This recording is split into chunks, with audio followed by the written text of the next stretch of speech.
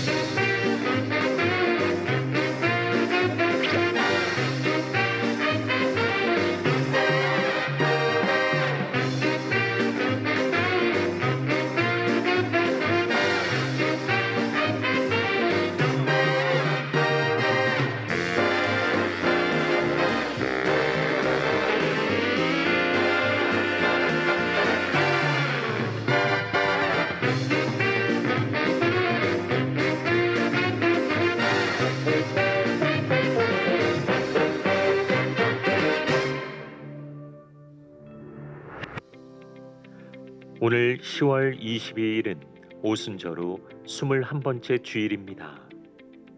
유아세례 교육 문답이 10월 29일 오후 2시 키움홀에서 있습니다. 직장인 구역장 성경 공부가 10월 27일 금요일 오후 7시에 부평성전 주안빌딩 2층 예배실, 주안성전 1층 소예배실에서 있습니다. 2023년 부평교육국 교사 리터치가 11월 5일부터 11월 19일까지 진행됩니다. 교사들과 성도들의 많은 관심 바랍니다. 주안성전에서 70세 이상 어르신들을 위한 시니어 데이를 10월 24일 오전 10시 30분에 진행합니다. 성도들의 많은 참여 바랍니다. 선교적 삶 실천을 위해 지역사회와 함께하는 자발적인 그룹 봉사에 참여할 미셔널 라이프 봉사자를 10월 30일까지 모집합니다. 자세한 사항은 주보를 참조하여 주십시오.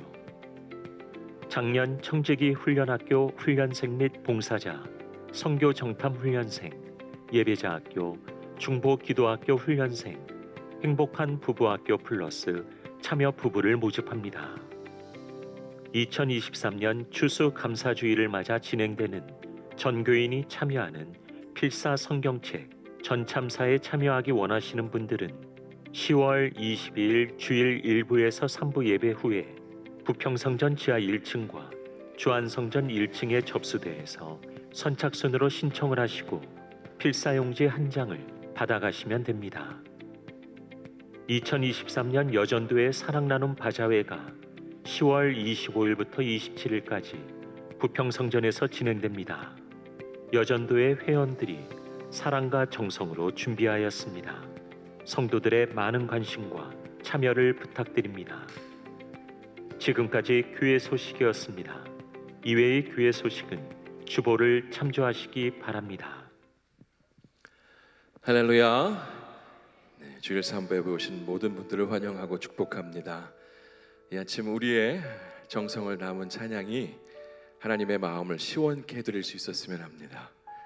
적극적인 예배자의 모습으로 우리 하나님 찬송하고 예배할 수 있었으면 합니다.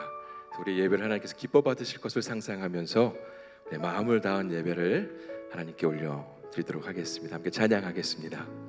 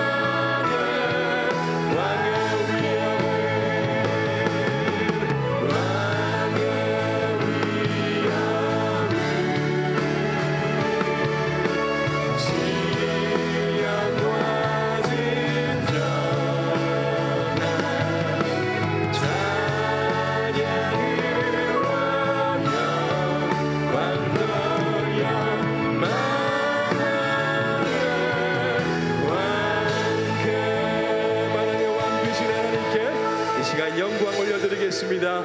큰 박수로 하나님 찬송합니다. 할렐루야.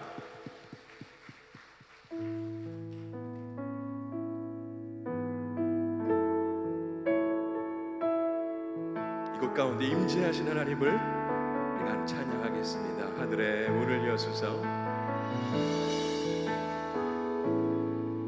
하늘의 문을 여소서. 이곳을 주목하소서.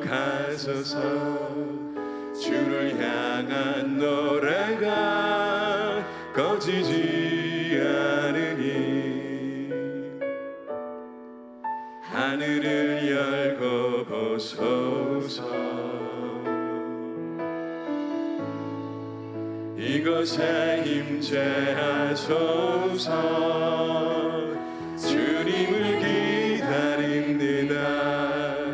기도의 향기가 하늘에 닿으니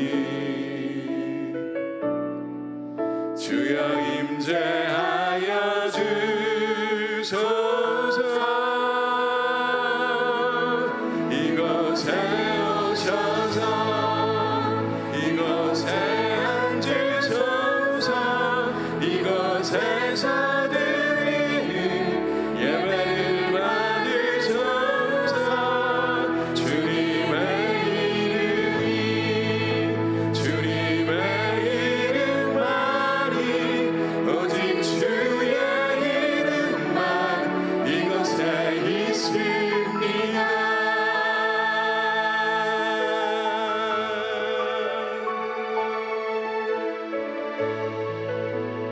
처음부터 다시 한번 고백하겠습니다. 하늘의 문을 여소서. 하늘의 문을 여소서. 이곳을 주목하소서. 주를 향한 노래가 꺼지지 않으니 하늘을 열고 보소서. 이곳에 임재하소서. 주님을 기다립니다. 기도의 향기가 하늘에 닿으니 주여 임재하여 주소서. 이곳에 오셔서 이곳에 앉으소서. 이곳에서 드리는 예배를 받으소서. 주님의 이름만이 오직 주의 이름만 이곳에 오셔서. 이곳에 오셔서 이곳에 앉으소서. 이곳에서 드리는 예배를 받으소서.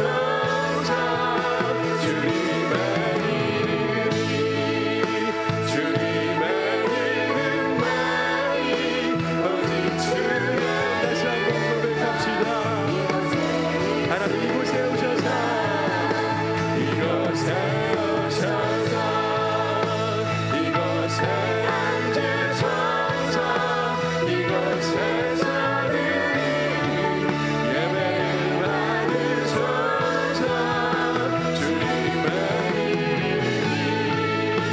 주님의 이름만이 오직 주의 이름만 오직 주님의 이름만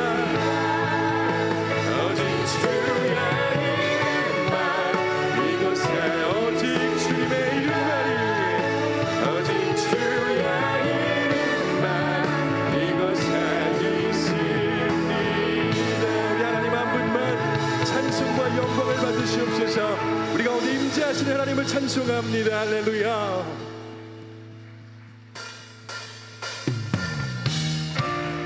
큰 박수 하시면서 지금 이렇게 새 힘을 부어주실 하나님을 기대하기 원합니다. 할렐루야.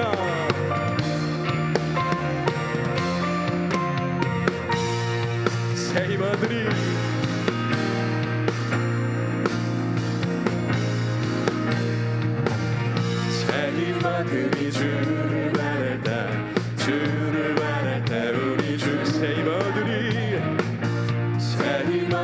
주를 바랄 때 주를 바랄 때 다시 한 번 더 고백합니다. 세이머들이 주를 바랄 때 주를 바랄 때 우리 주 세이머들이 주를 바랄 때 주를 바랄 때 주님 통치하시네 주님 통치하시네 소망 구원 주시니 당신이 영원하신 주내 영원하신 주 주체지 않으시는 주님 약한 자만 되시며 위로자 되신 주 독수리 같은 힘 주시네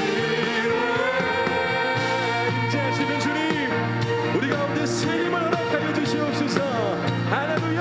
세임아들이 주를 바랄 때 주를 바랄 때 우리 주 세임아들이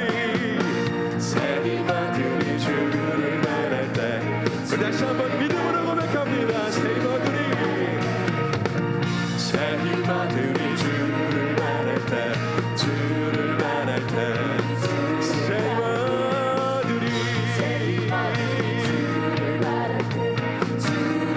주님 통치하시네 주님 통치하시네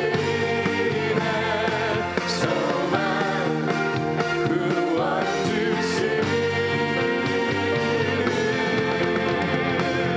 당신은 영원하신 주내 영원하신 주 지치지 않으시는 주님 약한 자만 되시며 위로자 되신 독수리 같은 힘을 주시네 아니야 당신은 영원하신 당신은 영원하신 주내 영원하신 지치지 않으시는 지치지 않으시는 주님 약한 자만 되시며 위로자 되신 주 독수리 같은 힘 주시네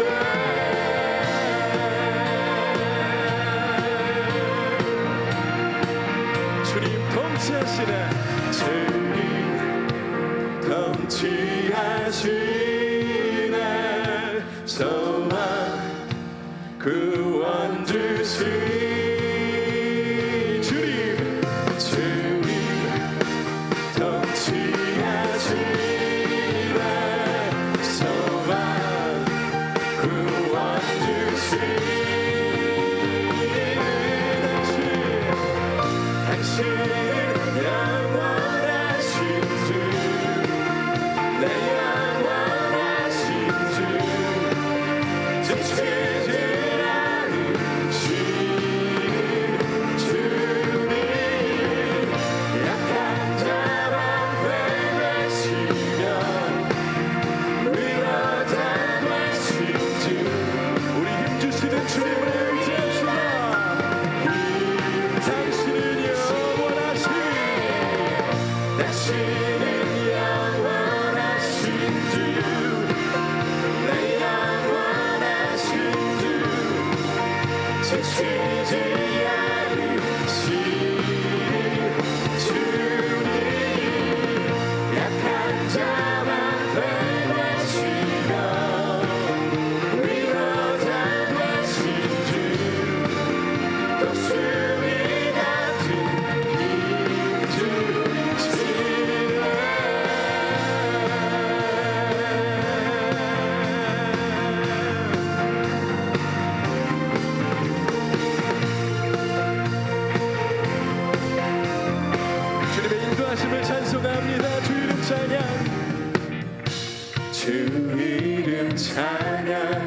풍요의 강물을 부요한 땅에 살 때에 주님 찬양해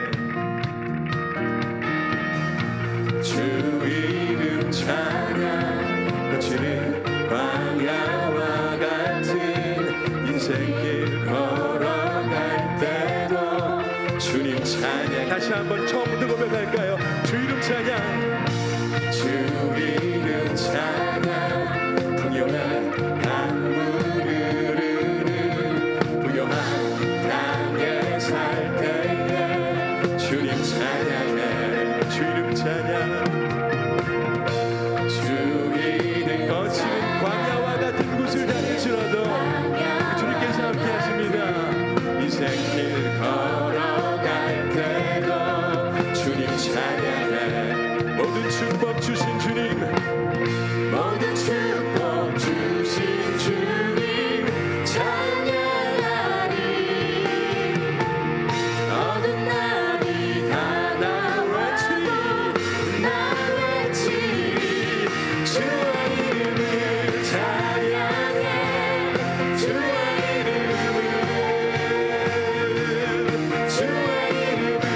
찬양해 영화 주님의 이름을 찬양해 주의 이름을 찬양해 주의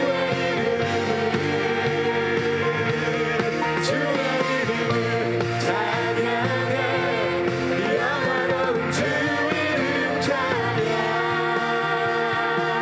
찬양 주 이름 찬양 햇살이 나를 비추고 만물이 새롭게 될 때 주님 찬양해 주 이름 찬양 주 이름 찬양 가는 길 험한 고통이 따른다 할지라도 우리 주님을 찬송합니다 주님 찬양해 모든 축복 주신 주님 찬양하리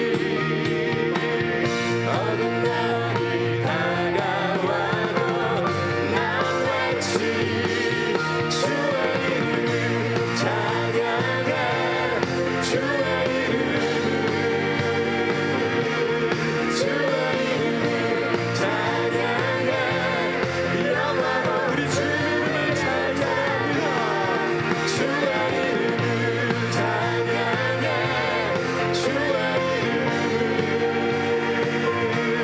주의 이름을 찬양해 영원한 주 이름 찬양 주님을 주시며 주님을 주시며 주님을 찾으시네 내 맘에 하는 말주 찬양 주시며 주님을 주시며 주님을 찾으시네 내 맘에 하는 말주 찬양합니다 주의 이름을 찬양해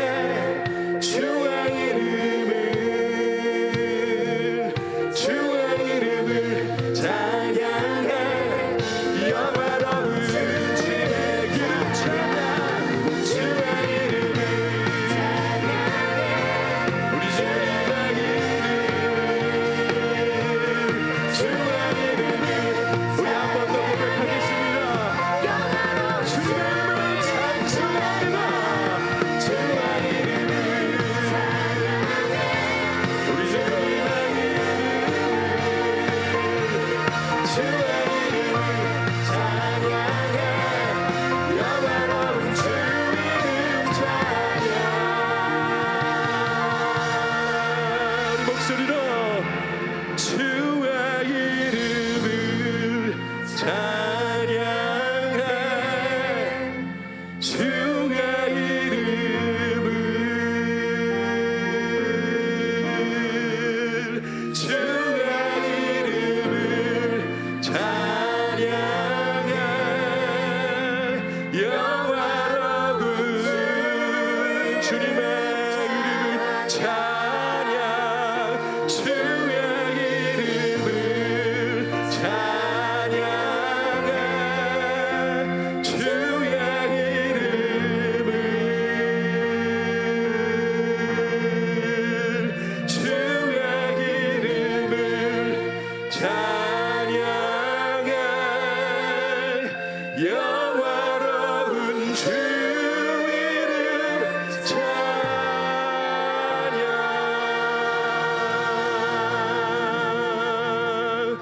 크신 하나님께 큰 박수를 올려드리겠습니다. 우리 하나님 한 분만 예배를 받으시고 우리 하나님 한 분만 영광을 받으시옵소서. 주님을 찬송합니다. 이 시간 함께 기도하며 나아가기 원합니다. 우리의 예배의 대상이시오, 우리의 유일한 찬양의 대상의 이유가 되신 그 하나님 한 분만 이 시간 높여드릴 수 있기 원합니다. 부족한 모습, 연약한 모습으로 나왔지만 주님의 능력을 의지하여, 주님의 보혈의 공유를 의지하여 이 시간 하나님 예배하길 소원하오니 하나님아, 우리의 예배를 받아주시옵소서. 또한 우리 연약함과 부족함을 주님의 능력으로 채워주시고 말씀으로 채워주셔서 다시 한번 세상 가운데 나아갈 수 있는 선교적 삶을 살아갈 수 있는 능력을 공급받는 시간 되게 하여 주옵소서. 이 시간 예배를 위하여 주님의 이름으로 주과 함께 기도하겠습니다. 주님, 아버지 하나님, 이 시간 내 마음을 다하여 주님을 예배합니다. 우리의 생각을, 우리의 세상적인 생각을 내려놓고 하나님 한 분만을 예배하고 다시 한번 결단합니다. 의지를 결단합니다. 하나님의 마음과 생각을 받아주실 주님을 기대하고 우리를 새롭게 변화시키시며 우리 말씀을 충만케 하실, 성령으로 충만케 하시는 하나님을 기대합니다. 하나님의 마음으로 활짝 열고 주의 능력을 바랄 때에 하나님 아버지 친히 역사하여 주시옵소서.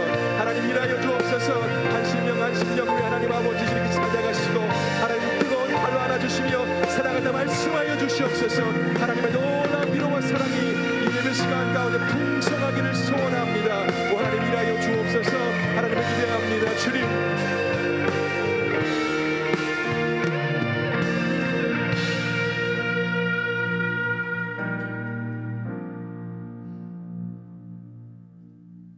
우리를 새롭게 하시는 하나님 아버지, 오늘 이 시간 하나님의 사랑을 깨닫게 하여 주시고 우리 안에 경건한 믿음을 허락하시며 주님 전에 나와 예배드리게 하심을 감사에 감사를 드립니다.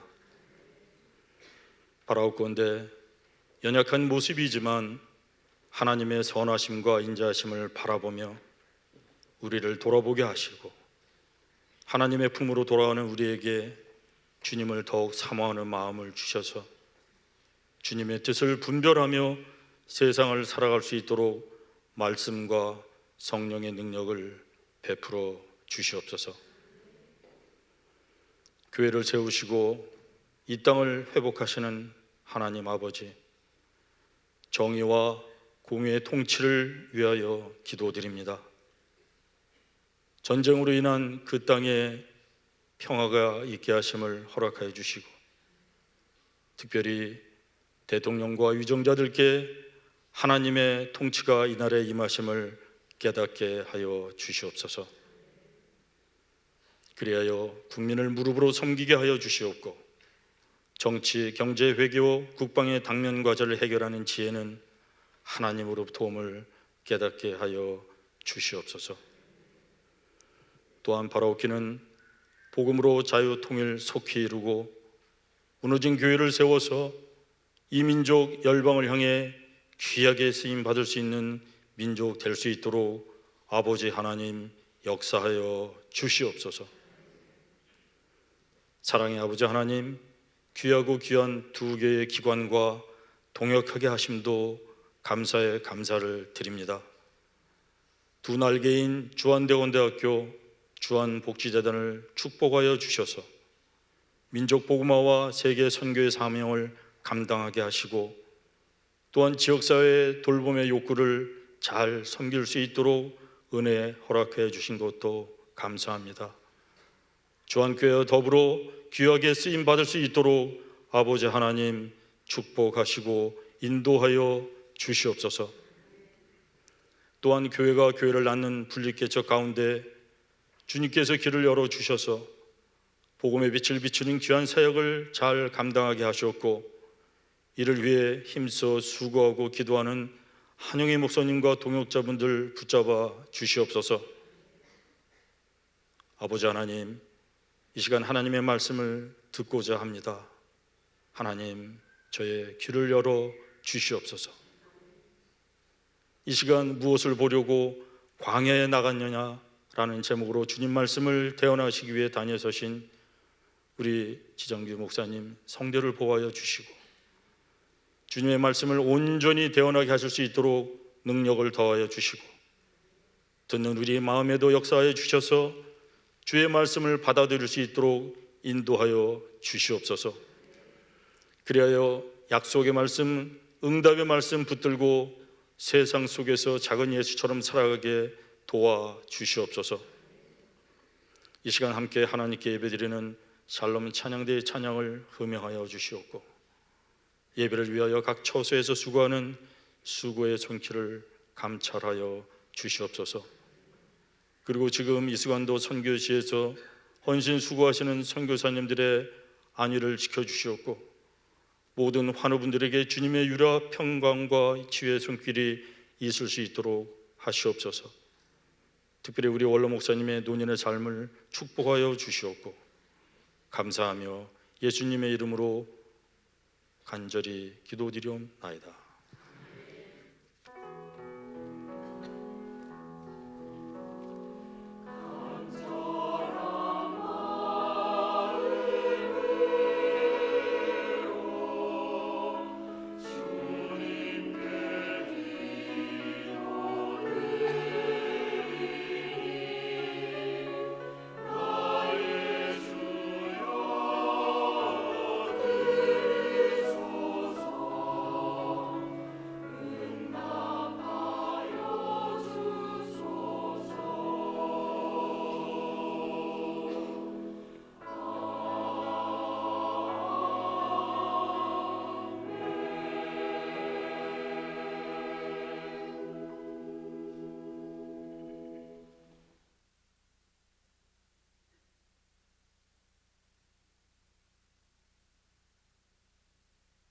요한이 보낸 자가 떠난 후에 예수께서 무리에게 요한에 대하여 말씀하시되, 너희가 무엇을 보려고 광야에 나갔더냐?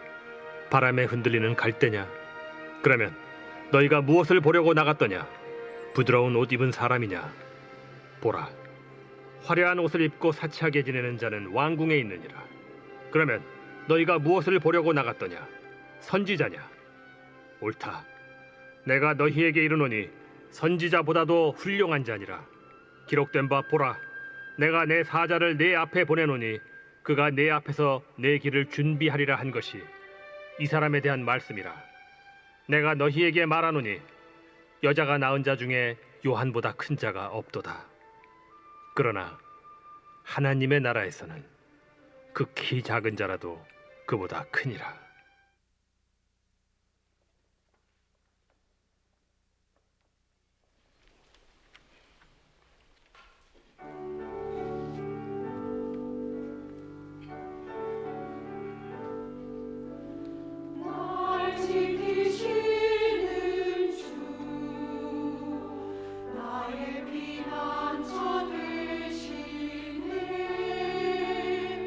어둠에서 너를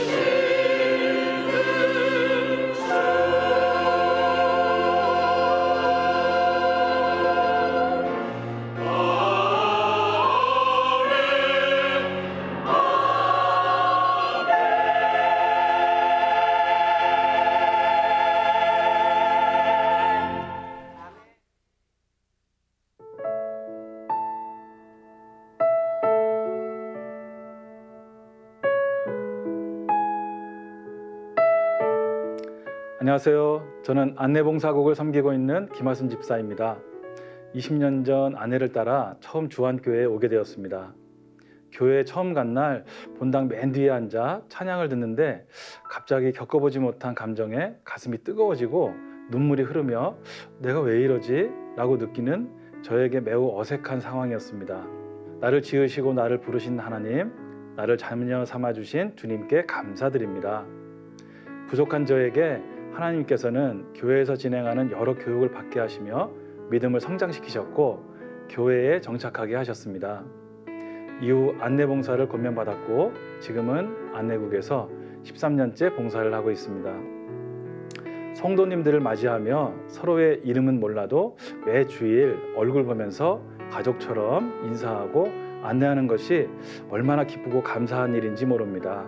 요즘 삶이 힘들고 어려움이 많지만 그럼에도 예배를 통해서 주시는 말씀으로 나를 위로하시고 회복시키시는 나의 목자 되신 주님, 합력하여 선으로 이끌어 주실 하나님께 감사를 올려드립니다. 감사합니다. 할렐루야, 43교구 변양미 권사입니다. 평범한 믿음의 가정에서 태어난 제 삶은 저의 생각과 계획과는 다르게 흘러가게 되죠. 초등학교 양궁 대표 선수로 발탁되어 전국대회에 출전을 하게 되지만 양궁에 대한 회의감이 들어 선수 생활을 포기하게 된 것, 고3 대학 진학의 실패와 재수, 삼수를 거쳐 신학대에 입학했으나 결국 포기하게 되었어요. 그런데 주님은 두 아이를 키우는 평범한 주부이자 경력이 단절된 저에게 뒤늦게 또 다른 비전을 주셨습니다. 저를 학업의 길로 인도해 주시고 박사학위 취득까지 모든 과정과 환경을 예비해 주시며 그 비전을 위해 열정까지 주셨습니다.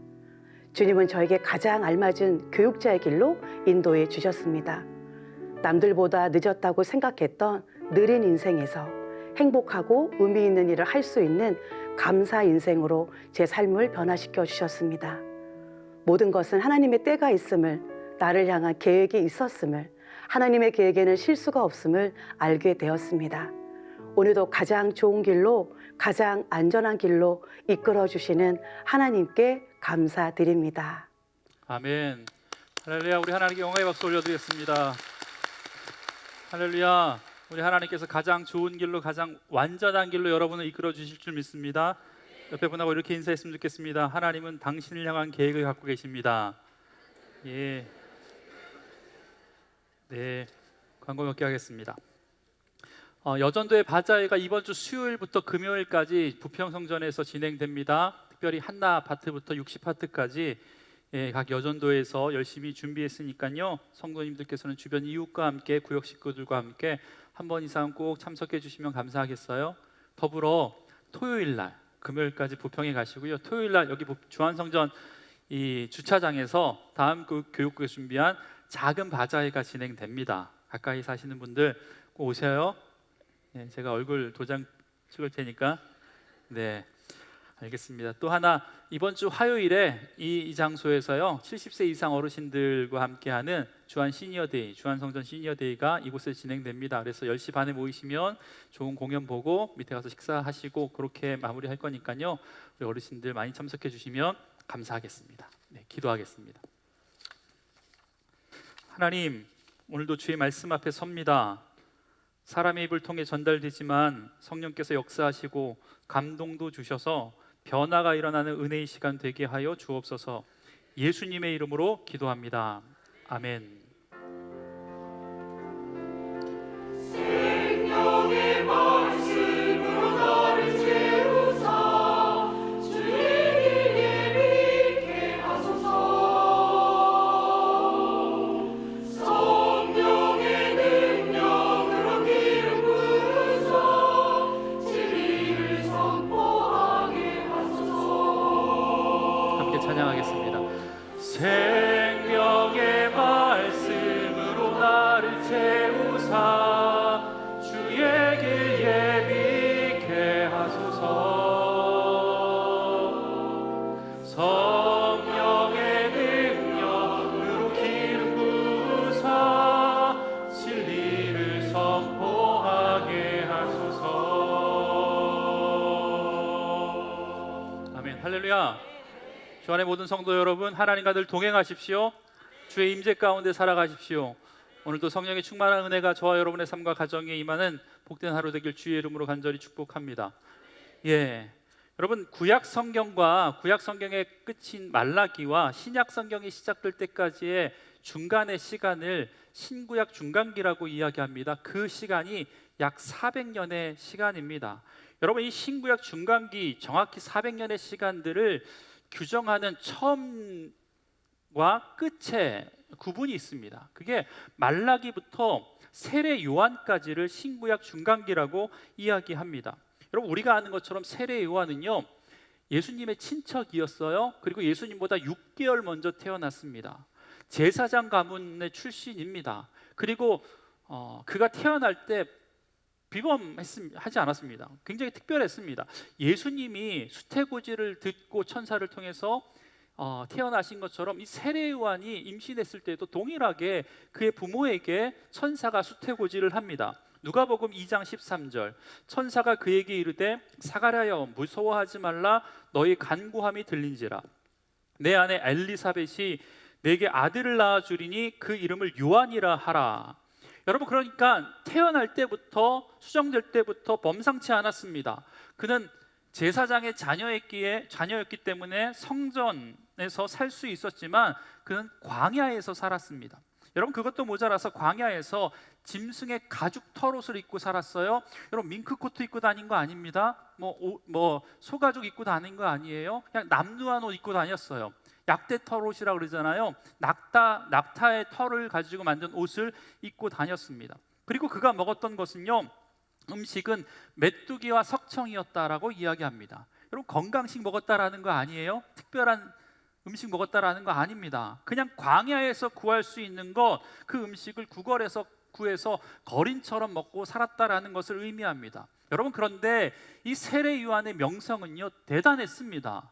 일단 많은 사람이 따라다녔고 많은 제자들을 가지고 있었어요. 여러분, 그거 아십니까? 예수님의 12제자 가운데 세례 요한의 제자가 있었습니다.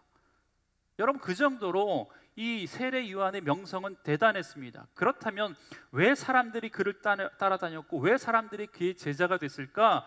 여러분, 당연한 건 뭐냐면 그가 전했던 말씀이 능력이 있기 때문에 그렇습니다. 여러분, 가는 곳곳마다 그가 선포했던 메시지가 혹시 뭔지 아십니까? 한마디로 주제를 이야기한다면 회개였습니다. 회개하라, 천국이 가까웠느니라 라고 이야기하면서 회개의 세례를 전파했습니다. 그리고 그의 메시지는 거침이 없었어요. 하고 싶은 말 다 했습니다. 백성들이 들어야 할 말, 듣고 싶은 말이 아니라 들어야 할 말을 다 했습니다. 시원시원한 설교가였습니다. 그리고 그의 설교가 누가복음 3장에 나오는데 이런 거예요. 제가 몇 개 한번 읽어볼게요. 3장 7절, 독사의 자식들아. 독사래요, 독사. 누가 너희에게 일러 장차 올 진노를 피하라 하더냐. 좋은 열매 맺지 아니하는 나무마다 찍어 불에 던져지리라. 옷 두 벌 있는 자는 옷 없는 자에게 나눠줄 것이요 먹을 것이 있는 자도 그렇게 할지니라. 또 세리에게 설교해요. 부가던 것 외에는 거두지 말라. 그리고 로마의 군인에게도 설교합니다. 사람들에게서 강탈하지 말고 거짓으로 고발하지 말라. 여러분, 속이 시원시원합니다. 여러분, 당시 세리는요, 로마에 빌붙어서 동족이었던 유대인들에게 많은 세금을 걷어들여서 로마에게 바쳤던 악랄한 사람이었어요. 더군다나 로마 군인에게 감히 뭐라고 할 수 있는 사람이 있었겠습니까? 없습니다. 여러분, 그런데 이 요한이라는 사람이요, 거침없이 회개하라고, 그렇게 살면 안 된다고, 정직하게 살라고 그들에게 회개의 메시지를 전파하니까 사람들이 열광하기 시작했고 사람들이 이 세례 요한을 따라다니기 시작했다라는 겁니다. 여러분, 그런데 더 중요한 것은요, 요한은요 입만 산 선지자가 아닙니다. 입만 산 사람 있잖아요. 입만 산 사람이 아니에요. 그의 행동이 굉장히 겸손했습니다. 삶이 다른 사람들과는 달랐습니다. 다른 종교 지도자들과는 달리 성전에서 아름다운 옷을 입고 자신의 안위를 위해서 로마에 빌붙어서 살 수 있었음에도 불구하고 그렇게 살지 않았다라는 거예요. 여러분, 그런데 오늘 우리가 읽었던 본문 위에 보니까 앞과 연결되는 부분에 보니까 이 요한이 감옥에 있었어요. 감옥에. 여러분 그렇다면 왜 감옥에 갇혔냐? 여러분 당시 갈릴리 지방의 분봉왕이 헤롯 안티파스라고 하는 사람이에요. 우리가 아는 헤롯의 그 아들입니다. 그런데 그에게 배다른 동생이 하나 있었는데 헤롯 빌립이라고 하는 사람이 있었는데 헤롯 빌립의 아내가 아름다웠던 것 같아요. 그랬더니 형이었던 안티파스가 동생의 아내를 취합니다. 제수 씨를 자기 아내로 삼는다라는 겁니다. 여러분 이 광경을 지켜보고 뭐라 할 사람이 아무도 없었다라는 게 슬프죠. 누가 뭐라 해야죠. 잘못됐다고, 그래서는 안 된다고 지적도 하고 책망도 해야 되는데 감히 왕 앞에서 그것을 지적하는 사람들이 아무것도 없었는데 그때 요한이 나타난 겁니다. 그래서 요한이 이 왕의 잘못을 지적해요. 근데 이 사건 때문에 감옥에 갇히게 된 거예요. 그 상황이었습니다. 여러분 그리고 옥에 갇힌 상황에서 자신이 전했던 예수에 관한 소식을 자신의 제자들로부터 보고를 받았습니다. 감옥에 있었지만 제자를 보내서 예수님이 지금 어떻게 하고 다니는지 한번 보고를 하고 계속 보고를 받았어요. 18절 요한의 제자들이 이 모든 일을 그들에게 그에게 알리니 여러분 요한의 제자들이 옥에 갇혀 있던 요한에게 예수님의 일거수일투족 그가 행하고 다니시는 일들에 대해서 보고하기 시작했다라는 거예요. 그런데 여러분 제자로부터 예수님이 행했던 일들을 듣기 시작했던 이 요한이 제자를 다시 예수님에게 보내서 이렇게 질문하라고 하시는데 그 질문의 내용이 조금 이상합니다. 그 질문의 내용이 19절의 말씀 다 같이 한번 읽어보겠습니다. 시작. 당신이 오니까 우리가 다른 일을 기다리오니까. 여러분 이 말은 뭐냐면 예수님 보고 오실 메시아가 당신 맞습니까? 아니면 우리가 다른 사람을 기다려야 되는 것 아닙니까? 라고 질문했다라는 거예요. 여러분 요한이 예수님에 대해서 몰랐을까요? 아니요. 여러분 예수님을 요한보다 잘 아는 사람은 없었습니다. 예수님을 사람들에게 소개시키기를 요한복음 1장에 보니까 뭐라고 이야기하냐면 보라 세상세를 지고 가는 하나님의 어린 양이로다. 요한은 확실히 알았습니다. 그가 오실 메시아라는 것을 알고 있었습니다. 그뿐만 아니라 요한은 예수님에게 세례를 베풀었던 사람입니다. 그래서 세례 요한이잖아요. 여러분 그 정도의 명성이 있고 인기가 있으면요 그 메시아의 자리에 자기를 올려놓을 법하죠. 여러분 이 땅의 이단들이 왜 이단이 됩니까? 아니 이단이 아니더라도 조금 명성이 쌓여지고 그 명성을 얻었던 목사님들 보면요 마치 자기가 예수님인 것처럼 교만하게 행동하는 사람들이 적지 않습니다. 여러분 그런데 요한은 아니에요. 인기가 높아갔습니다. 백성들이 많아졌습니다. 제자들이 많아졌습니다. 그래서 사람들이 이렇게 질문해요. 요한에게 혹시 당신이 메시아 아닙니까?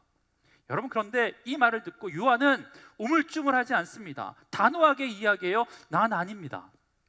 그러면서 자신이 전한 예수님, 메시아인 예수님에 대해서 이렇게 소개합니다. 나는 빛에 대하여 증언하는 자고 나는 주의 길을 곧게 하려고 광야에서 외치는 자의 소리일 뿐이고 나는 그분의 신발끈을 묶기에도 감당하지 못하는 사람이고 그리고 그는 예수님은 흥하여야 했지만 나는 쇠하여야 됩니다. 나는 망해야 됩니다. 라고 하면서 자기의 정체성을 누구보다도 잘 알았던 사람.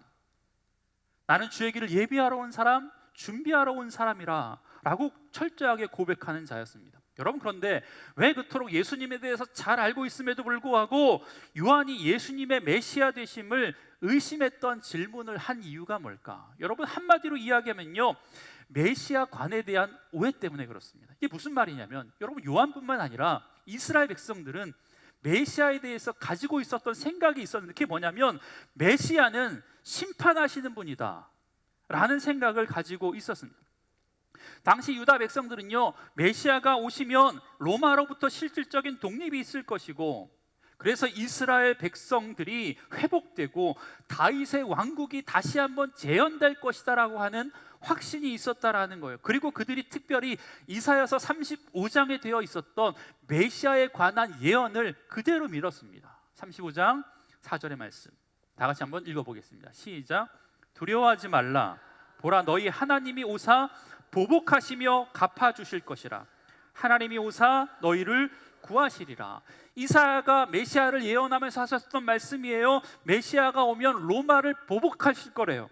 그들에게 이스라엘의 백성을 구원하실 것이고 그들을 인도하실 것이라고 생각했던 거죠. 더 과격하게 이야기하면 메시아가 오면 불로 확 쓸어버리든지 아니면 다 심판하시든지 보복하실 것이다라고 기대했다라는 겁니다. 여러분, 그리고 세례 요한이요, 광야에서 거침없이 세리를 비판하고 군대 군인들을 비판하고 심지어 왕에게까지 바른 소리 하니까 사람들이 보기에 이게 메시아의 사역이라고 생각했던 거죠. 그래서 백성들은 요한 보고 당신이 메시아 아닙니까? 라고 이야기했던 겁니다. 여러분, 그런데 보세요. 지금 그렇게 불의를 참지 못하고 회개의 세례를 외쳤던 요한이 어디 있다고요? 감옥에 있어요. 감옥에. 자기 자신의 모습 보니까 답답한 겁니다. 예수님하고 먼 친척이잖아요. 자신이 감옥에 있으면 한번 신방이라도 오셔서 힘들지 않냐? 형님 힘들지 않아요? 제가 걱정하지 마세요. 다 쓸어버리. 이렇게 얘기해야 되는데 아무런 반응이 없었습니다. 그리고 대체 예수님이 뭐하고 다니는지 제자를 통해서 들어보니까 가관이 아니에요. 여러분, 7장 우리가 읽었던 앞부분에 보면 어떤 사건이 나오냐면 예수님께서 백부장의 종 하인을 고치신 사건이 나와요. 여러분, 백부장은요, 로마의 군대의 사령관, 임원, 장관이 되는 사람입니다. 여러분, 그런데 로마의 군대 장관, 여러분, 예수님께서 로마의 군대, 로마를 무너뜨리는 일에 앞장서는 것이 아니라, 그들에게 보복하는 것이 아니라 오히려 그들의 죄를 용서하시고 믿음 있다고 칭찬까지 하시고 들려오는 소리를 들어보니까 예수님이 죄인과 세리의 친구가 됐대요. 또 뭐라 그래요? 먹기를 탐하고 포도주를 즐기는 사람. 여러분, 예수님의 별명이 뭔지 아십니까? 먹보와 술꾼이었습니다. 사람들이 그렇게 이야기합니다. 여러분, 세례 요한은요, 광야에서 메뚜기하고 석청 먹으면서 금식해가면서 절제해가면서 금욕하면서 회개를 전파하고 하나님 나라를 전파했는데, 그래서 세리와 군인과 왕에게까지 싫은 소리, 쓴 소리 다 했는데 예수님이 하는 거 보니까 마음에 들지 않는 거예요. 그래서 묻는 겁니다. 정말로 당신이 오실 메시아 맞습니까? 우리가 다른 사람 기다려야 되는 것 아닙니까?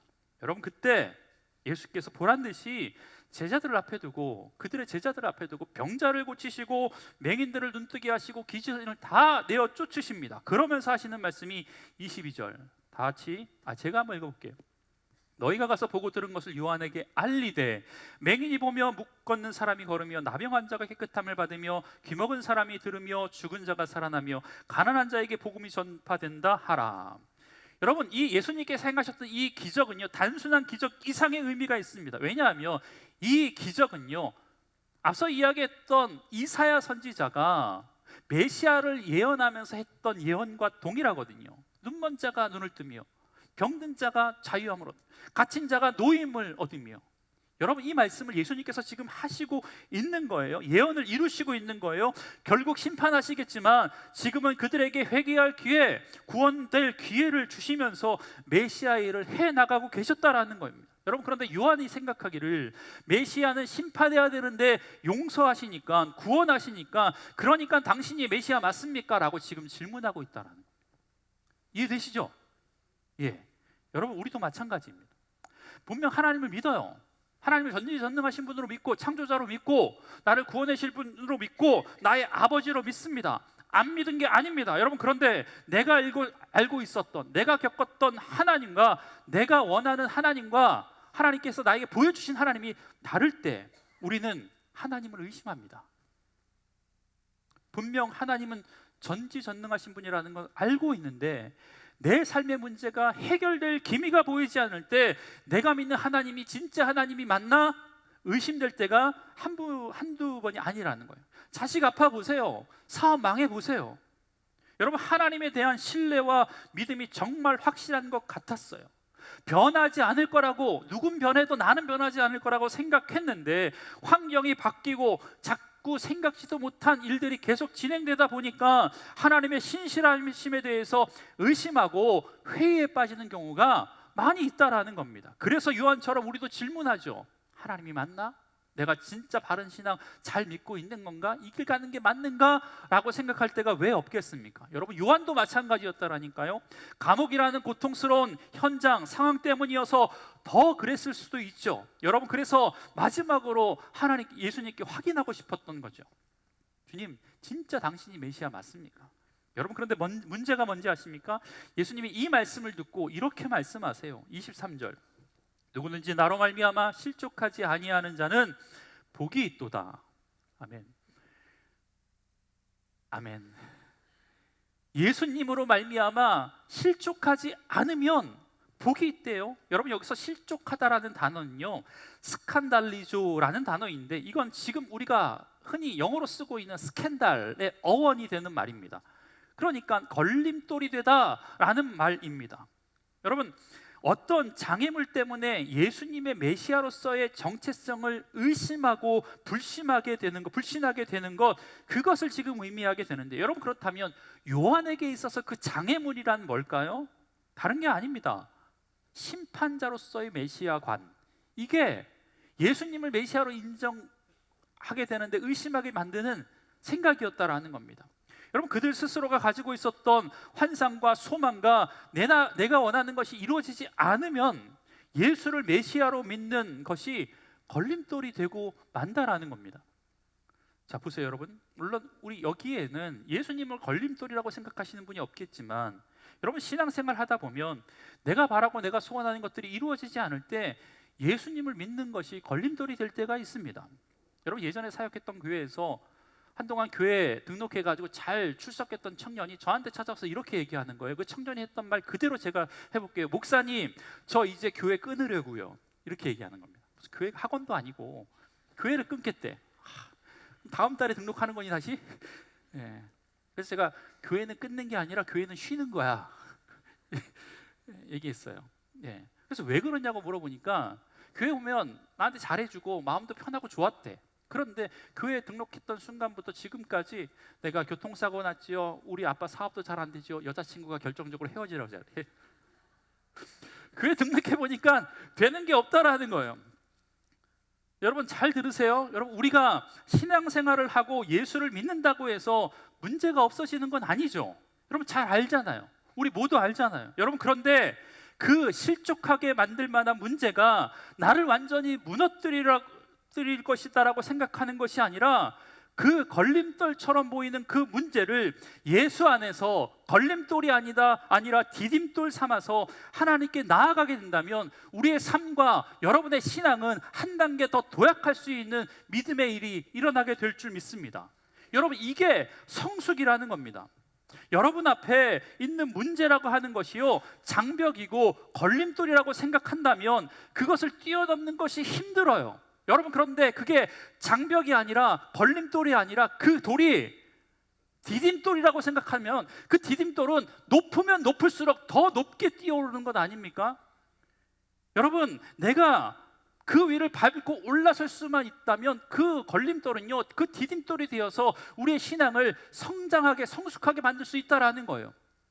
디딤돌을 밟는 그 순간 그동안 보지 못했던 하나님의 시선으로 더 넓은 세계를, 믿음의 눈을 가지고 더 많은 것들을 볼 수 있게 된다라는 겁니다.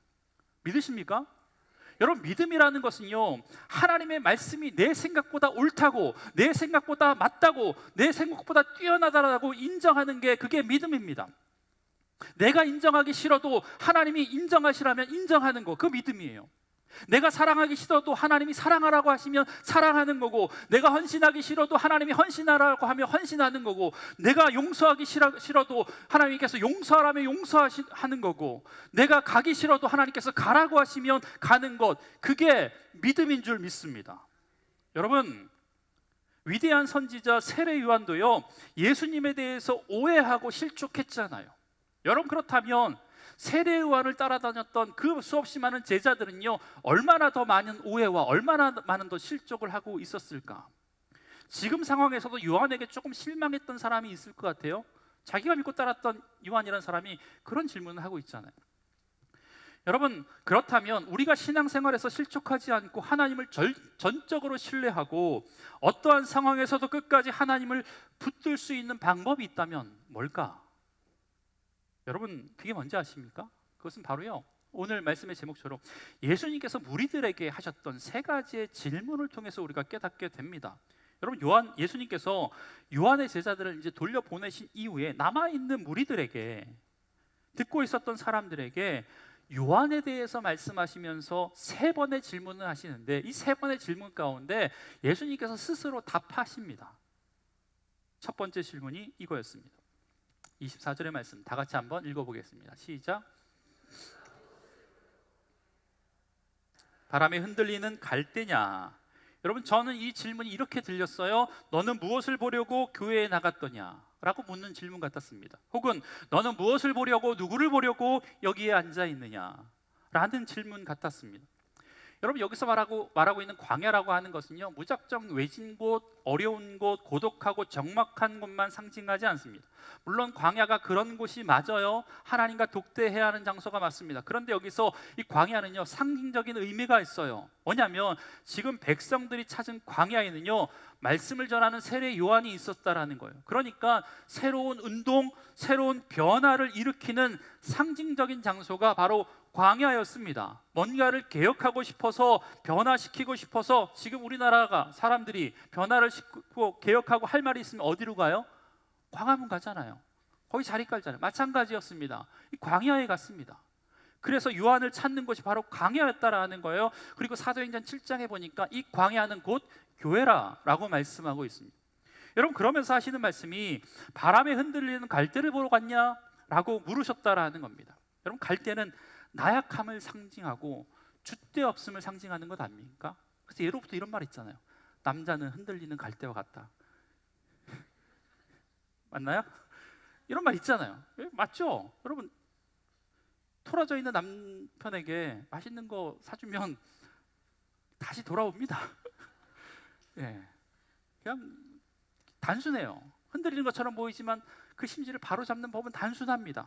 여러분, 예수님을 보니까, 이 질문을 보니까 예수님께서 우리를 너무나도 잘 아시는 것 같아요. 세례 요한도 예수님이 누구인지 어떤 분인지 알았지만 뭔가 자기가 그려놓은 메시아 모습이 다를 때마다 생각이 왔다 갔다 했던 것 아닙니까? 그게 세례 요한의 마음이고 저와 여러분의 마음 아닙니까? 여러분, 여러분에게 흔들리는 갈대와 같은 믿음과 갈대와 같은 신앙이 있다면 이렇게 한번 기도해 보세요. 주님, 오늘 나에게 세상의 풍파에 의해서 흔들리는 신앙이 이 시간 가운데 말씀을 통해서 굳건하고 흔들리지 않는 믿음의 반석이게 서게 하여 주옵소서. 여러분, 이렇게 기도할 수 있는 저와 여러분의 삶이 되기를 원합니다. 여러분, 그렇다면 흔들리지 않는 믿음이 뭘까? 사도 바울의 말을 빌리자면요, 자족하는 겁니다. 내게 능력 주시는 자 안에서 내가 모든 것을 할 수 있습니다 라고 고백하는 이 흔들리지 않는 고백은요, 예수 믿으면 절대 병 걸리지 않아, 예수 믿으면 절대 사업 망하지 않아, 예수 믿으면 다 성공할 수 있어가 아닙니다. 여러분, 이 말씀의 의미는 예수 믿어도 병 걸릴 수 있고 힘들 수 있지만 그분이 내 삶 가운데 함께 하시는 한 그 문제가 걸림돌이 아니라 디딤돌이 될 수 있어 라고 고백하는 거, 그게 믿음인 줄 믿습니다. 여러분 보세요. 갈대는 흔들리다가도요, 어느 순간 주변의 모든 나무가 쓰러져도 그 나약한 갈대는요, 다시 섭니다. 여러분, 우리가 비록 연약하죠. 나약합니다. 흔들릴 수 있습니다. 여러분, 그런데 우리 안에 예수 그리스도의 십자가의 복음의 능력이, 그 심지가 바로 서 있게 된다면 흔들리는 것처럼 보이지만 그럼에도 불구하고 우리 주님이 내 삶의 구원자 되십니다라고 하는 믿음의 고백만 있다면 바람이 다 지나가는 순간 모든 것들이 다 쓰러질지라도 우리는 하나님 앞에 바로 서 있는 믿음의 사람이 될 줄 믿습니다. 흔들리는 삶을 경험하지만 그럼에도 불구하고 그 상황 가운데 예배의 자리 찾는 거, 하나님 앞에 나아오는 거, 그것이 바로 주님을 붙드는 거, 그것이 바로 우리의 믿음을 지킬 수 있는 방법인 줄 믿습니다. 여러분, 우리의 교회 이웃 나오는 이유가, 이 예배 가운데 앉아있는 이유는요, 비록 내 삶이 흔들릴지라도 주님이 내 삶의 이유입니다, 내 삶 가운데 소망이 되십니다 라고 고백하기 때문 아닙니까? 여러분, 하나님이, 예수 그리스도가 저와 여러분의 예배의 이유 되길 주의 이름으로 간절히 축복합니다. 두 번째 묻습니다. 25절에 보니까 이렇게 얘기해요. 너희가 무엇을 보려고 나갔더냐? 부드러운 옷 입은 사람이냐? 보라, 화려한 옷 입고 사치하게 지내는 자는 왕궁에 있느니라. 여러분, 이 말씀 보니까요, 앞에 질문보다 더 마음에 확 와닿았습니다. 이렇게 들렸습니다. 너희는 왜 교회에 나오냐? 혹시 잘 나가는 사람 보러 나오는 것 아니냐? 라는 질문인 것 같았습니다. 여러분, 우리 교회는 그렇지 않지만 서울의 모 교회 가보니까 소문을 들어보니까 그 대형 교회 근처에 장사하려면 그 교회 교패가 붙여 있어야 장사가 된대요. 교패가 붙여 있지 않으면 사람들이 안 간대요. 여러분, 어떤 교회는 소위 말하는 사회 지도층 유명 인사들이 줄줄이 다니는 교회가 있습니다. 여러분, 그 교회에 등록하는 사람이 다 그런 건 아니지만 그 교회에 등록하는 사람들의 일정 사람이 그 사람들과의 작은 끈이라도 엮기 위해서 등록하는 사람이 있다고 이야기합니다. 여러분, 교회는 성공하는 사람을 만들어내는 곳이 아닙니다. 내가 교회 다녔더니 사업 잘 되고 형통하고 복 주셔서 좋은 아파트로 이사 갔다, 이런 간증하라고 교회 다니는 게 아니라는 겁니다. 여러분, 이런 것 자랑하는 사람들이 모여 있는 곳이 교회가 아니에요. 여러분, 이런 사람은 교회보다 세상에 훨씬 더 많습니다. 이런 사람 보고 싶으십니까? 밖에가 훨씬 더 많이 있다라는 거예요. 예수 안 믿어도 사업 잘 되고 형통한 사람이 훨씬 더 많이 있다라는 겁니다. 그런 사람 되려고 하면, 그런 사람 만나고 싶으면, 성공신화 듣고 싶으면 교회 오면 안 되죠. 다른 곳으로 가야죠. 여러분, 예수님이 말씀하시잖아요. 부드러운 옷 입은 사람 보고 싶냐? 화려한 옷 입고 사치하는 사람 보고 싶냐? 광야로 가지 마, 교회로 가지 마, 왕궁에 있어. 왕궁으로 가야 하는 것 아닙니까? 여러분, 교회 나오는 이유, 광야로 가는 이유, 나도 뭔가 화려한 사람이 될 것 같은 생각이 들고, 그런 사람 사이에 있으면 나도 뭔가 될 것 같고 된 것 같이 보이고, 우리 교회처럼 큰 교회 다니면 나도 뭔가 큰 사람이 된 것 같아서 오시는 겁니까? 여러분, 그런 분들이 이 자리에 없는 것처럼 보이지만, 그런 분이 혹시 계시다면 오늘 요한을 따라다녔던 많은 무리들에게 하셨던 예수님의 질문을 곱씹어 보시길 바랍니다. 여러분, 비단 옷을 입고 화려함을 자랑하려고 하면 여기 오시면 안 됩니다. 다른 데 가셔야 됩니다. 교회는요, 내가 얼마나 부족한 사람인지, 내가 얼마나 주님 앞에 나약하고 부끄러운 사람인지를 고백하는 사람들의 모임 아닙니까? 혹여 비단옷이 나에게 있고, 내가 지금 비단옷이 있고 비단옷을 입고 있는 사람이라고 할지라도 주님이 저와 여러분의 부족함을 깨닫게 해주셨다면, 나약함을 깨닫게 해주셨다면, 그 비단옷을 입고도 진흙탕에 무릎 꿇고 하나님, 나를 불쌍히 여겨달라고 고백할 수 있는 장소가 바로 교회가 되어야 될 줄 믿습니다. 여러분, 그래야 교회가 소망이 있는 줄 믿습니다. 주한교회가 그런 교회 되길 주의 이름으로 간절히 축복합니다. 여러분, 세 번째 묻습니다. 26절. 그러면 너희가 무엇을 보려고 나갔더냐? 선지자냐? 옳다. 여러분, 사람들이 광야로 몰려드는 것은요, 선지자 요한을 보기 위해서였습니다. 맞습니다. 그래서 예수님 말씀하시잖아요. 선지자 보러 갔냐? 요한 보러 갔냐? 맞다. 옳다. 여러분, 선지자는 하나님의 말씀을 대언하는 사람입니다. 그런 의미에서 참된 선지자는 시대 가운데 하나님이 요구하시는 말씀을 전하는 거예요. 여러분, 여러분의 교구장을 위해서, 주한교회에 속한 설교, 말씀을 맡은 사람들을 위해서 이렇게 기도하십시오. 하나님, 우리 목사님, 우리 전도사님, 사람들이 듣기 좋은 설교하는 사람 아니라 하나님이 원하시는 말씀 증거하는 하나님의 사람 되게 하여 주옵소서. 여러분, 이런 말씀이 선포되어질 때 그 마음 가운데 변화가 있고 울림이 있고 하나님께서 역사하시는 줄 믿습니다. 잘 먹고 잘 살라고, 예수 믿으면 복 받는다고, 이런 것에 아멘 아멘 하는 게 아니라 혹여나 내 마음을 찌르고 내 패부를 도려내는 말씀을 하시더라도 그 말씀이 하나님의 말씀이라면, 하나님, 내가 그 말씀 앞에 거룩하게 변화될 준비가 되어 있습니다. 그런 말씀이 강단에서 전해지는 그런 교회 되게 하여 주옵소서. 기도하실 수 있기를 바랍니다. 그게 우리 모두가 사는 일입니다. 여러분, 예수님께서 사도 요한을 칭찬하시면서 세례 요한을 26절에 이렇게 이야기하십니다. 내가 너희에게 이르노니 선지자보다도 훌륭한 자니라. 모든 선지자보다 훌륭한 자가 세례 요한이었어요. 앞에 의심했던 거, 사람들이 갸우뚱했을 때 아니다, 그래도 선지자보다 훌륭한 사람들이다. 비록 의심하기는 했지만 지금까지 했던 사역을 보면요, 칭찬받기에 마땅했다라는 거예요. 메시아의 길을 예비하는 구원의 역사 가운데 중요한 역할을 했던 자가 분명하다라는 거예요. 그리고 더 엄청난 칭찬을 하시는데 28절 말씀 다 같이 한번 읽어볼까요? 시작. 요한보다 큰 자가 없도다. 여러분, 여기서 여자한테 안 태어난 사람 있어요? 무슨 말이냐면 여자한테 다 태어났어요. 맞죠? 여자한테 태어난 사람 가운데 가장 큰 자라고 하는 것은요, 인류 가운데 세례요한이 가장 큰 자다라고 예수님께서 최고의 칭찬을 하십니다. 여러분, 그렇다고 오해하지 마세요. 세례요한이 인류 가운데 가장 위대한 사람이라고 칭찬받았던 이유가 태어날 때부터 천사의 목소리를 들어서 제사장 가문이어서 특별한 임무를 맡아서가 아닙니다. 그게 아니라 오히려 그에게 주어졌던 사역에 대한 진지한 자세와 예수 그리스도에 대한 헌신된 삶 자체가 중요한 평가 기준이 되었다라는 겁니다. 죽음을 위협을 무릅쓰고 말씀을 증거했잖아요. 헌신된 삶을 살았잖아요.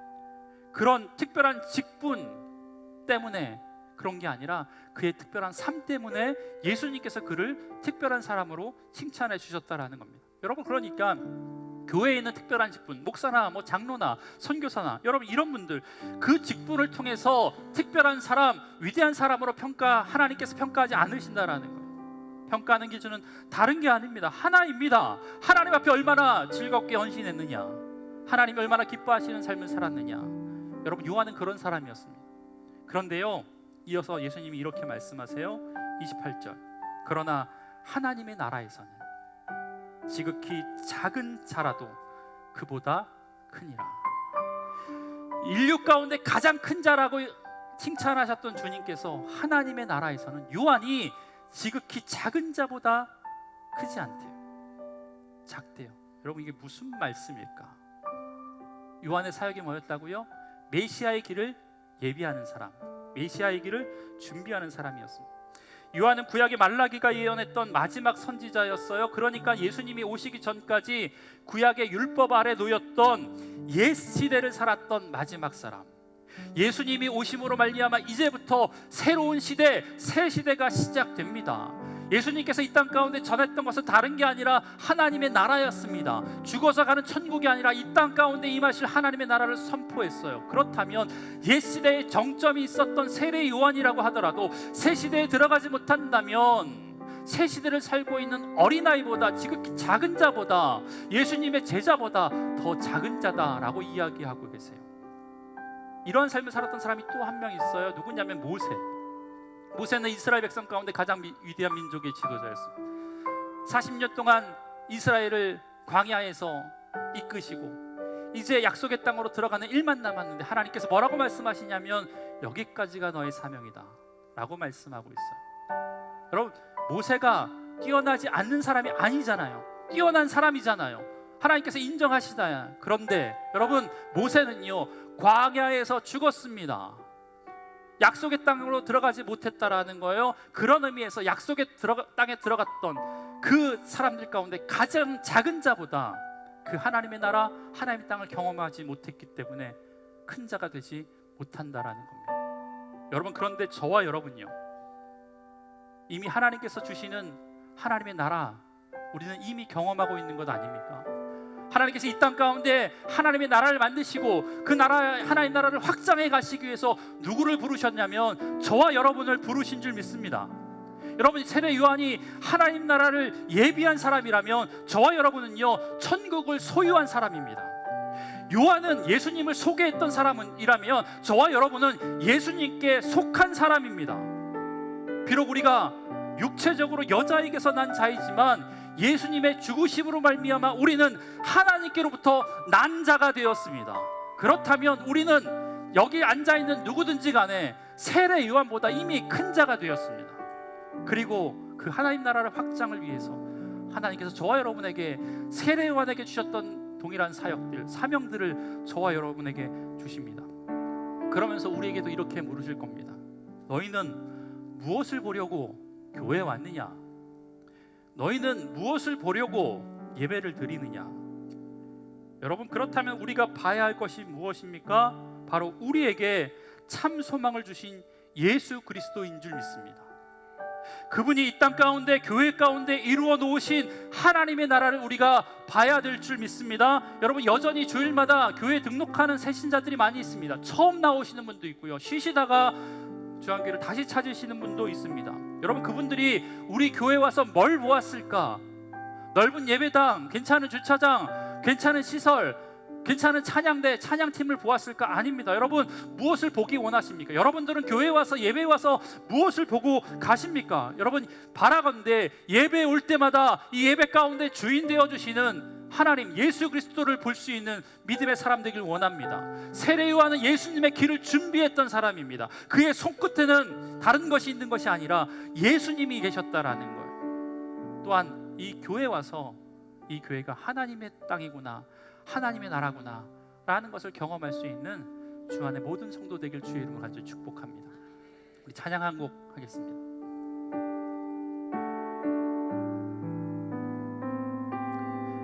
나의 주님께, 나의 주님께 찬양 드리며 그 크신 사랑, 그 크신 사랑 주님께 감사해. 어둠 속에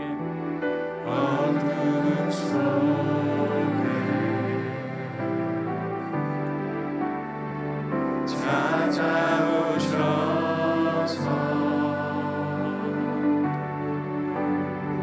주님의 영광 보게 하시네. 의심하는 나를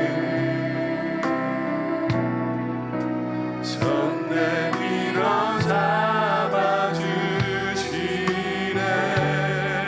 두려운 맘 내려놓고 주 바라봅니다.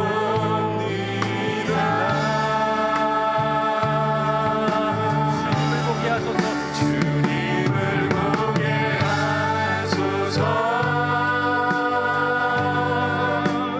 나를 붙드소서. 내 뜻과 내 생각 내려놓고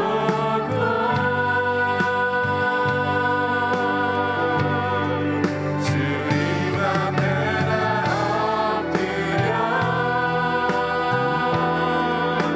주의 음성 기다리니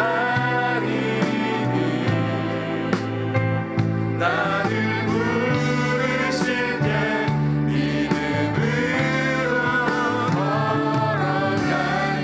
주님을 보게 하여 주옵소서. 우리 다 같이 한번 두 손 높게 들고 고백합시다. 주님을 보게 하소서. 나를 붙드소서. 내 뜻과 내 생각 내려놓고 주님 앞에 나 엎드려 주의 음성 기다리니. 나를 부르실 때 믿음으로 걸어가니. 하나님, 우리가 교회에 와서, 우리가 예배에 와서 다른 것 구하지 않게 하시고 다른 것 보지 않게 하시고 오직 이 예배 가운데 주인 되어 주시는 예수 그리스도만 보게 하여 주옵소서. 하나님, 교회 와서 느낄 수 있는 것 다른 평안함보다는 하나님 이 곳 가운데 임하실 하나님 나라를 경험할 수 있는 주 안의 모든 성도 되게 하여 주옵소서. 특별히 하나님, 주안교회가 그런 교회 되길 원합니다. 하나님의 말씀이 선포되어지게 하시고 하나님이 기뻐하실 만한 귀한 믿음의 역사가 나타나게 하시고 예수 그리스도가 주인됨으로 말미암아 하나님께서 운행하시고 성령께서 임재하시는 귀한 믿음의 교회로 하나님 이 교회를 아름답게 사용하여 주시옵소서. 하나님, 이제 새 시대가 되었고 하나님 나라를 확장을 위해서 저와 여러분들을 하나님께서 우리를 부르셨는데 하나님, 우리 모두가 그 일 가운데 아름답게 쓰임 받을 수 있는 믿음의 사람들 되게 하여 주옵소서. 감사드리며 예수님의 이름으로 기도합니다. 아멘. 봉헌하시겠습니다.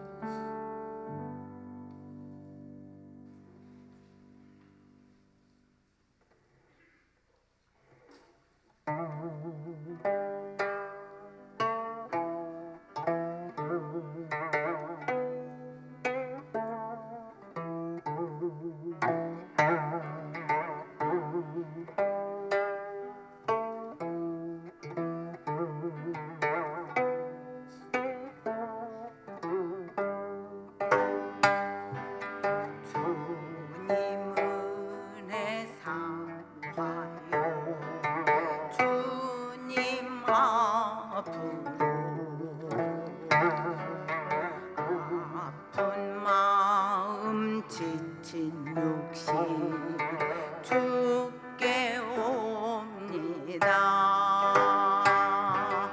세상 욕심 채우려고 악하게 살다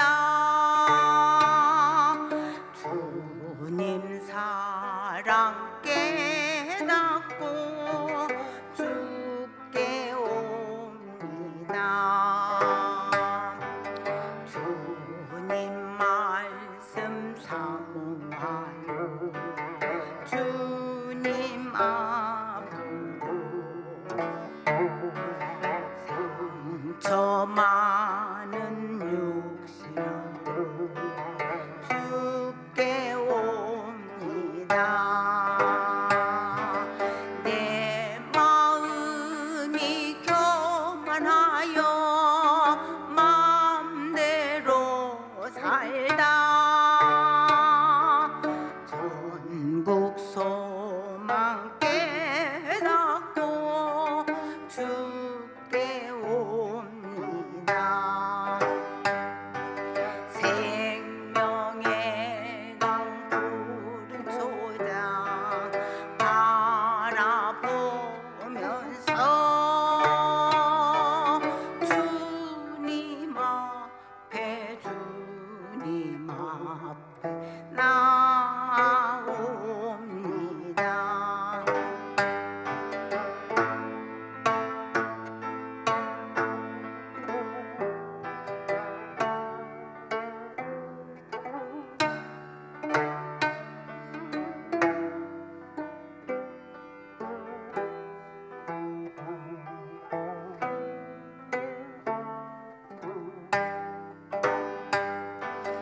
이 죄인을 기다리신 사랑의 주님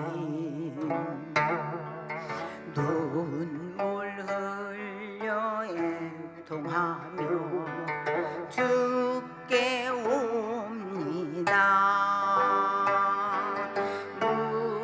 무지하고 연약하여 죄 속에 살다 성령님의 인도로 주께 옵니다. 생명의 강 푸른 초장 바라보면서 주님 앞에 주님 앞에 나옵니다.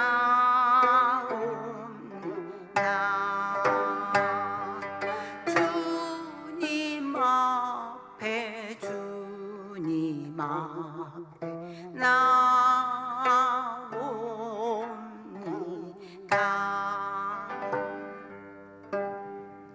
아멘. 다 함께 일어나셔서 봉헌 찬양하시겠습니다.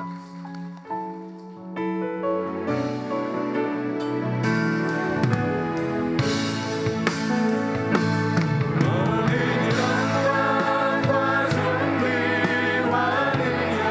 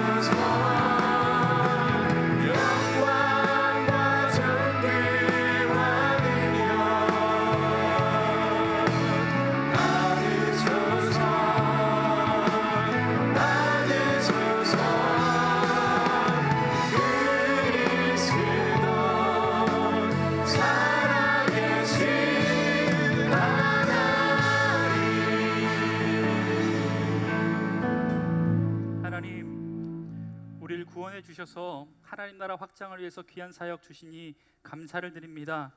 하나님이 귀한 마음 담아 귀한 예물 드리오니 하나님 기쁘게 받아 주시옵소서.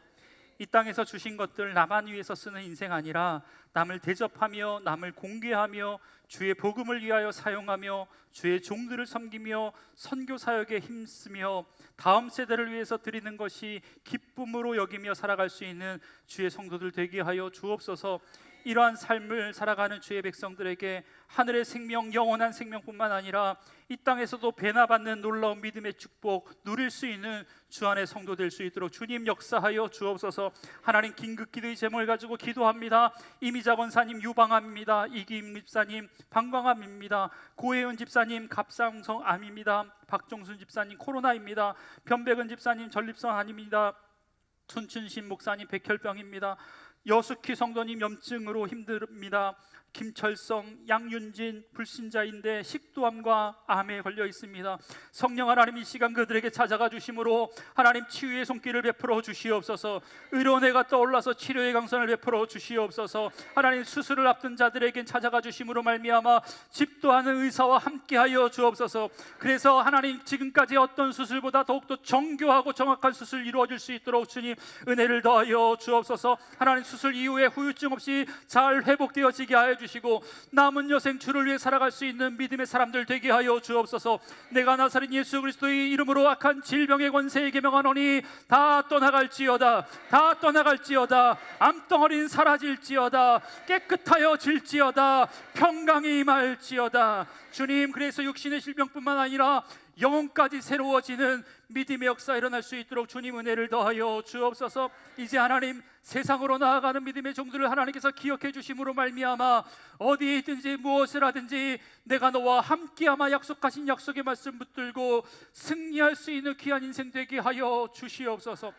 모든 말씀 예수님의 이름으로 기도드리오며 지금은 우리 주 예수 그리스도의 그 크신 은혜와 하나님 아버지의 극진하신 사랑하심과 성령님의 위로교토 역사하심이 예배의 자리마다 예수님을 보고 하나님 나라를 경험하기 원하는 주 안의 모든 성도님들 머리 위에 그들의 삶과 직장과 가정 위에 주안교회와 한국교회 위에 지금부터 영원까지 함께 하시길 간절히 축원하옵나이다.